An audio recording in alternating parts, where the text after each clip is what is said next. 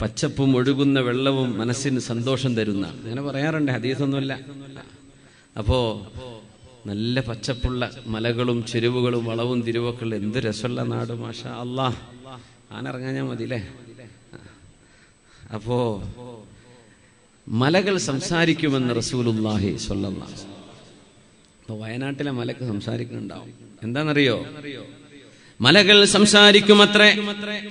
ഇന്നൽ ജബല യുനാദി ജബലൻ ആഖറ ബിസ്മിഹി. ഓരോ മലകൾക്കും പേരുണ്ടത്രേ. നമ്മളിട്ട പേരുണ്ടാവും, മലകൾക്ക് പരസ്പരം അറിയുന്ന പേരുണ്ടാവും.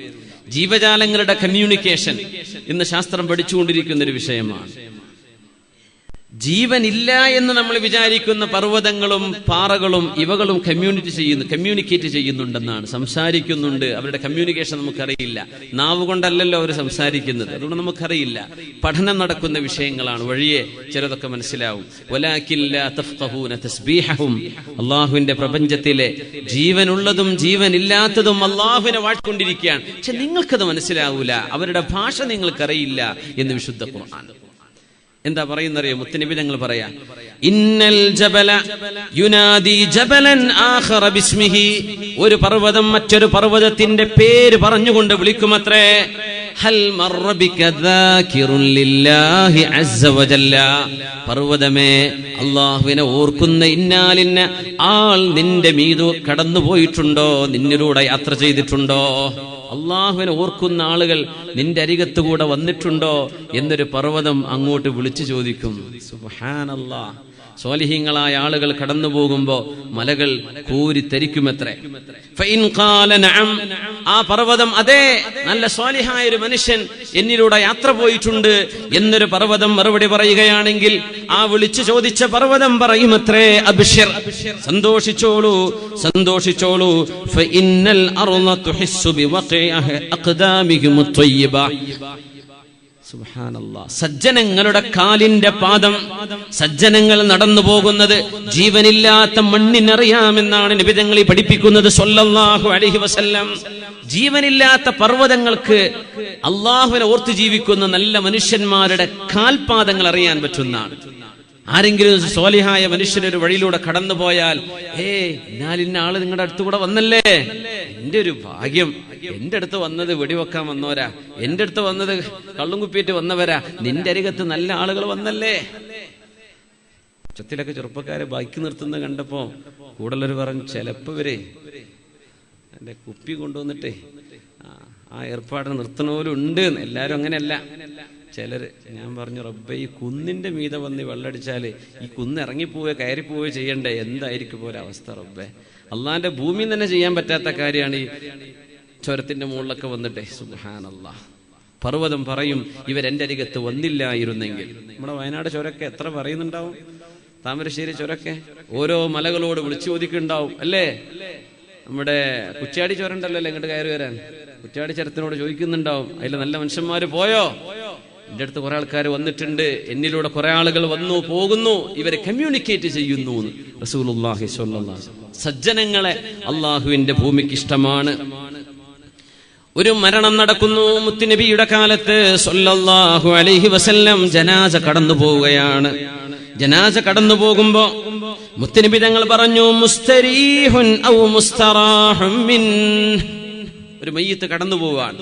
തങ്ങൾ പറഞ്ഞു, മുസ്തരീഹുൻ, ഒന്നുകിൽ ഈ മയ്യിത്ത് വിശ്രമിക്കാൻ പോകുന്ന ആളാണ്, ഈ മയ്യിത്ത് വിശ്രമിക്കാൻ പോകുന്ന ആളാണ്. ഔ മുസ്തറാഹുൻ മിൻഹു, അല്ലെങ്കിൽ ഈ മയ്യിത്തിൽ നിന്ന് മറ്റുള്ളവർക്ക് വിശ്രമം കിട്ടും. അങ്ങനെ രണ്ടാലൊന്നേ ഏതൊരു മയ്യിത്തും ഉണ്ടാവുള്ളൂ. സ്വഹാബിമാർ ചോദിച്ചു, യാ റസൂലല്ലാഹ്, അല്ലാഹുവിന്റെ റസൂലേ, മൽ മുസ്തരീഹു വമൽ മുസ്തറാഹു മിൻഹു. എന്താ നബി അങ്ങ് ഉദ്ദേശിച്ചത്? ഒരു മയ്യിത്ത് കടന്നു പോകുമ്പോ ഒന്നുകിൽ ആ മയ്യിത്ത് വിശ്രമിക്കുന്നു, അല്ലെങ്കിൽ മറ്റുള്ളവർ ആ മയ്യിത്തിൽ നിന്ന് വിശ്രമിക്കുന്നു. എന്താണ് അതിന്റെ അർത്ഥമെന്ന് മുത്തുനബിയോട് ചോദിക്കുന്നു. സ്വഹാബിമാർ, ലോകത്തിന്റെ ഗുരു മറുപടി കൊടുക്കുന്നു, ഇന്നൽ അബ്ദൽ കാഫിറ, അള്ളാഹുവിനെ അംഗീകരിക്കാത്ത മനുഷ്യൻ, പടച്ചവനില്ല എന്ന് പറയുന്നവർ, യുക്തിവാദം തലയിൽ വെച്ചുകൊണ്ട് നടക്കുന്നവർ, അവിൽ ഫാസിഖ, അല്ലെങ്കിൽ മുസ്ലിം തന്നെ തിന്മ ചെയ്ത് ജീവിക്കുന്നവരെ, അള്ളാഹുവിനെ ഓർക്കാത്തവരെ, അവിൽ മുനാഫിഖ അല്ലെങ്കിൽ കപട വിശ്വാസിയായി ജീവിക്കുന്ന ആളുകൾ തസ്തരീഹു മിൻഹുൽ ബിലാദു വൽ ഇബാദു വശ്ശജറു വദ്ദവാബ്. യാ അല്ലാഹ്, ഒരു കാഫിർ മരിച്ചാൽ, ഒരു മുനാഫിഖ് മരിച്ചാൽ, ഒരു കള്ളുകുടിയൻ മരിച്ചാൽ, തുണിവാസം ചെയ്യുന്ന ഒരാൾ മരിച്ചാൽ ആ മനുഷ്യനിൽ നിന്ന് നാടുകൾക്ക് സമാധാനമാണ്. വൽ ഇബാദ്, മനുഷ്യന്മാർക്ക് സമാധാനമാണ്. വശ്ശജറു വദ്ദവാബ്, ജീവജാലങ്ങളും പക്ഷികളും അല്ലാഹുവിന്റെ വൃക്ഷങ്ങളും പോലും ആ മനുഷ്യന്റെ മരണത്തിനാൽ ആശ്വസിക്കുന്നു എന്ന് ഹബീബായ റസൂലുള്ളാഹ്. അല്ലെങ്കിൽ അത് മുഅ്മിനാണെങ്കിൽ ആ മുഅ്മിന് പോയി കിടക്കുന്ന ഖബറിലേക്ക് ചെല്ലുമ്പോ, ഖബറിലേക്ക് കടന്നു ചെല്ലുമ്പോ ആ മുഅ്മിനായ മനുഷ്യൻ അല്ലാഹു സുബ്ഹാനഹു വ തആല വിശ്രമിക്കാനുള്ള ഇടം അല്ലാഹു നൽകുന്നു. അല്ലാഹു ആ മനുഷ്യനെ സ്വർഗ്ഗത്തിലേക്കാണ് കൊണ്ടുപോകുന്നത്. ഇസ്തറാഹ്, ആ മനുഷ്യൻ സമാധാനം വിശ്രമമെടുക്കുന്നു. മിൻ തഅബിദ് ദുനിയാ, ദുനിയാവിൽ ഒരുപാട് ക്ഷീണിച്ചു, ഒരുപാട് തളർന്നു, ഒരുപാട് അധ്വാനിച്ചവനാണ്, ഇനി വിശ്രമിച്ചോട്ടെ, ഖബറിലാണ് വിശ്രമം എന്ന് പറയും. അല്ലാഹു അങ്ങനെ മുസ്തരീഹുകളായ അവസ്ഥയിൽ ഈ ലോകത്ത് നിന്ന് യാത്ര പോകാൻ അല്ലാഹു നമുക്ക് തൗഫീഖ് തരട്ടെ. നമ്മൾ മരിച്ചാൽ രക്ഷപ്പെട്ടു, ഒരു ഫിത്തനങ്ങ് പോയി കിട്ടിയല്ലോ എന്ന് പറയുന്ന അവസ്ഥയിലായി പോകരുത്. അല്ലാഹു നമ്മെ സഹായിക്കട്ടെ. പാപികളായ ആളുകളും സജ്ജനങ്ങളും എങ്ങനെ വേർപിരിയുന്നു എന്നാണ് നമ്മുടെ ചർച്ച. വൃക്ഷങ്ങളും മൃഗങ്ങളും മനുഷ്യരും നാടും ആ മനുഷ്യന്റെ മരണത്തോടെ സമാധാനത്തിലാകും. ഒന്നുകിൽ ആ മയ്യിത്ത് അങ്ങനെയാണ്, അല്ലെങ്കിൽ അത് നല്ല മയ്യിത്താണോ ആ മയ്യിത്തിന് വിശ്രമിക്കാൻ പോവുകയാണ്. ഈ രണ്ടാലൊരവസ്ഥയല്ലാതെ മറ്റെന്തുണ്ട് സ്വഹാബ എന്ന് മുത്തുനബി സ്വല്ലല്ലാഹു അലൈഹി വസല്ലം ഹബീബായ തങ്ങൾ തന്നെ പറയട്ടെ, ഇന്ന ഹവാമൽ അർളി വഅഖാരിബഹാ തഖൂൽ. ഇനിയാണ് മഴ കിട്ടാത്തതിന്റെ കാരണം പറയുന്നത്. വയനാടൊന്നും മഴയില്ലല്ലോ, ചോര ഇറങ്ങിയിട്ടും മഴ കാണുന്നില്ല. ഏപ്രിലത്തൊക്കെ കാലാവസ്ഥ പോലെയൊക്കെ മാറി വന്നിരിക്കുകയാണല്ലേ. അതിനുള്ള മറുപടിയാണ് ഇപ്പൊ പറയാൻ പോണ ഹദീസ്.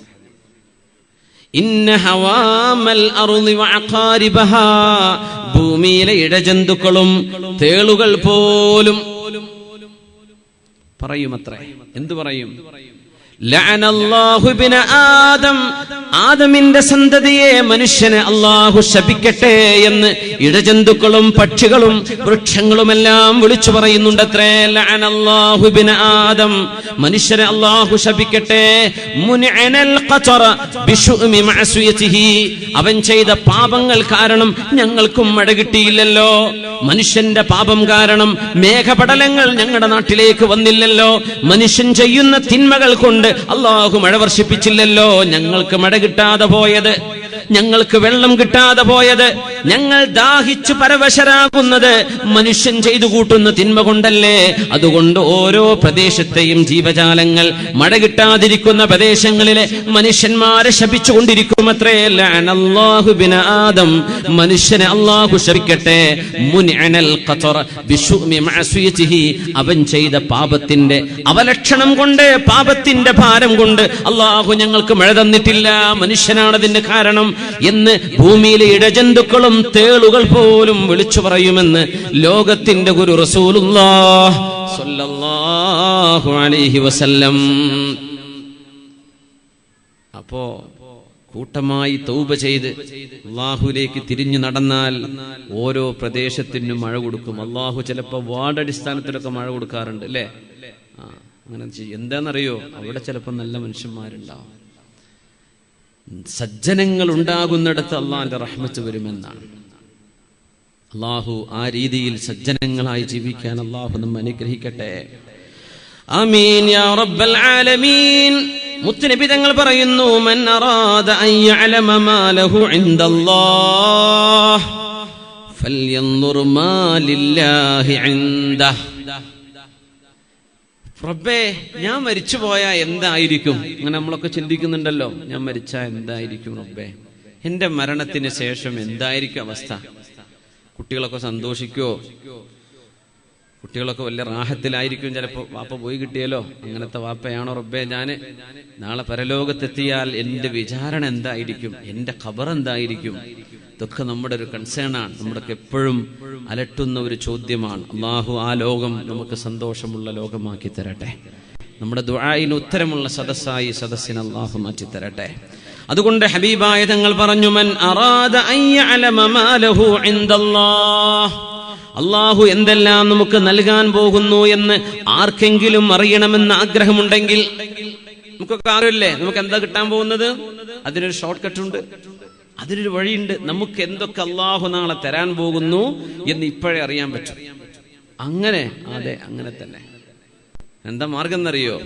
ഹദീസാണ്. റസൂലുള്ളാഹി തങ്ങൾ പറയുന്നു സ്വല്ലല്ലാഹു അലൈഹി വസല്ലം, ഒരാൾക്ക് അല്ലാഹു എന്താണ് കൊടുക്കാൻ പോകുന്നതെന്ന് ആർക്കെങ്കിലും അറിയണമെന്നുണ്ടെങ്കിൽ, മൻ അറാദ, ആർക്കെങ്കിലും അങ്ങനെ ആവശ്യം, എനിക്കറിയേണ്ട കാര്യമൊന്നുമില്ല എന്നാണെങ്കിൽ പോയിക്കോളി, അതല്ല. മൻ അറാദ മാ ലഹു ഇൻദല്ലാഹ്, അല്ലാഹു തആല മൻ അറാദ അൻ യഅലമ മാ ലഹു ഇൻദല്ലാഹ്, കാരുണ്യവാനായ അല്ലാഹു എന്താണ് എനിക്ക് നാളെ നൽകാൻ പോകുന്നത് എന്ന് ഇവിടെ വെച്ചു തന്നെ അറിയാൻ ഒരാൾക്ക് കൊതിയുണ്ടെങ്കിൽ, ഫൽയൻദുർ, അവൻ നോക്കട്ടെ, മാലില്ലാഹി ഇൻദ, തന്നിൽ നിന്നവൻ അല്ലാഹുവിന് എന്താണ് കൊടുത്തത് എന്ന് ചിന്തിച്ചാൽ മതി. അല്ലാഹുക്ക് ഞാൻ എന്തു കൊടുത്തു? അല്ലാഹുക്ക് ഞാൻ എന്തു കൊടുത്തു? എന്റെ വിലപ്പെട്ട സമയം കൊടുത്തോ? നമ്മുടെ ഫേസ് 24 മണിക്കൂർ ഉറങ്ങുമ്പോഴും അവസാനമായി കാണുന്നത് വാട്സപ്പിലെ വല്ല മെസ്സേജുമാണ്. നല്ലതാണെങ്കിൽ അൽഹംദുലില്ലാഹ് ഖൈറന്നെ കേട്ടോ, അതിനെ കുറിച്ചല്ല. നല്ലതല്ലാത്തത്, ഉപകാരപ്പെടാത്തത്, മാലാ യഅനി, ഒരു ഉപകാരം ഇല്ലാത്തത്, ഇതൊക്കെ കണ്ടുകൊണ്ട് വെറുതെ അത് വായിച്ചുകൊണ്ട് എത്രയോ മണിക്കൂറുകൾ നമ്മുടെ ഓരോരോ മെസ്സേജുകളും ഓരോന്ന് ട്രേസ് ചെയ്ത് ഫോളോ അപ്പ് ചെയ്ത് മറുപടി കൊടുത്ത് അങ്ങോട്ട് തിരിച്ചു മറുപടി കൊടുത്ത് ഇങ്ങോട്ട് കിട്ടി, ഇങ്ങനെയൊക്കെ സമയം കൊല്ലുന്നതിനിടക്ക് അല്ലാഹുവിന്റെ പരിശുദ്ധമായ കലാം ഖുർആൻ ഒന്ന് എടുത്തു നോക്കാൻ നമുക്ക് സമയം കിട്ടുന്നുണ്ടോ? ഖുർആൻ ഒന്ന് എടുത്തു നോക്കാൻ നേരം കിട്ടുന്നുണ്ടോ? ഈ വാട്സപ്പൊക്കെ വന്നതിന് ശേഷം ഖുർആനൊക്കെ പൂട്ടി വെച്ചില്ലേ, നേരം കിട്ടും. എട്ടിങ് എന്ന് പറയുമ്പോൾ എഴുന്നേറ്റ് ഓടെ, റബ്ബേ ഇപ്പൊ ആരാ വിട്ടത്? സുബ്ഹാനല്ലാഹ്. അത് നോക്കി അപ്പോഴേക്കും നിസ്കാരം മുഴുമിപ്പിക്കാൻ വയ്യ, റബ്ബേ വാട്സപ്പിൽ ആരാ വിട്ടല്ലേ, എന്തിനാ ഓടേണ്ട കാര്യം? വിടുന്നോല് വിട്ടോട്ടെ, അവർക്ക് സമയം നേരം കാര്യമൊന്നുമില്ലല്ലോ. നമുക്ക് നമ്മുടെ ഇബാദത്തിന് സമയം കണ്ടെത്തണ്ടേ? അത് മാറ്റിവെച്ച് അത്യാവശ്യമായ കാര്യങ്ങളൊക്കെ നിർവഹിച്ച് ബാക്കിയുള്ള നേരം കൊടുത്താൽ പോരെ ഇതിന്? പക്ഷെ നമ്മളത് പിന്നാലെയാണ്. നമ്മൾ അല്ലാഹുവിന് എന്തു കൊടുത്തു? അല്ലാഹുക്ക് എന്ത് അങ്ങോട്ട് കൊടുത്തു? നമ്മുടെ സമയം കൊടുത്തോ? നമ്മുടെ വിലപ്പെട്ട നേരം അല്ലാഹുവിന് കൊടുത്തിട്ടുണ്ടോ? നമ്മുടെ ചിന്തകൾ അല്ലാഹുവിന് കൊടുത്തിട്ടുണ്ടോ? നമ്മുടെ ഭാര്യയെ, നമ്മുടെ ഭർത്താവിനെ, നമ്മുടെ ആങ്ങളെ, നമ്മുടെ പെങ്ങളെ അല്ലാഹുവിനെ സംബന്ധിച്ച് ഓർമ്മിപ്പിക്കാൻ കഴിഞ്ഞിട്ടുണ്ടോ? അല്ലാഹുവിന് നിങ്ങൾ എന്ത് കൊടുത്തു എന്ന് അങ്ങോട്ട് ചിന്തിച്ചാൽ അല്ലാഹു നിങ്ങൾക്ക് എന്ത് തരാൻ പോകുന്നുവെന്ന് നിങ്ങൾക്കറിയാൻ പറ്റുമെന്ന് ഹബീബായ റസൂലുള്ളാഹ്. വളരെ മനോഹരമാണ്, കാര്യം വ്യക്തമാണ്. നമ്മൾ എന്ത് അല്ലാഹുവിന് കൊടുത്തിട്ടുണ്ട്? അൽഹംദുലില്ലാഹ്. അതിന് അല്ലാഹുവിന്റെ തിരിച്ചുള്ള മറുപടി വരും. അല്ലാഹു നമ്മെ അനുഗ്രഹിക്കട്ടെ. ആമീൻ യാ റബ്ബൽ ആലമീൻ. അതുകൊണ്ട് ഒരാത്മവിചിന്തനത്തിന്റെ നേരം, അനൽ അബ്ദുല്ലദീ കസബൽ ദുനൂബ വസദ്ദതുഹുൽ അമാനി അൻ യതൂബാ, അനൽ അബ്ദുല്ലദീ അംസാ ഹസീനൻ على زلاته قلقا كئيبا، أنا العبد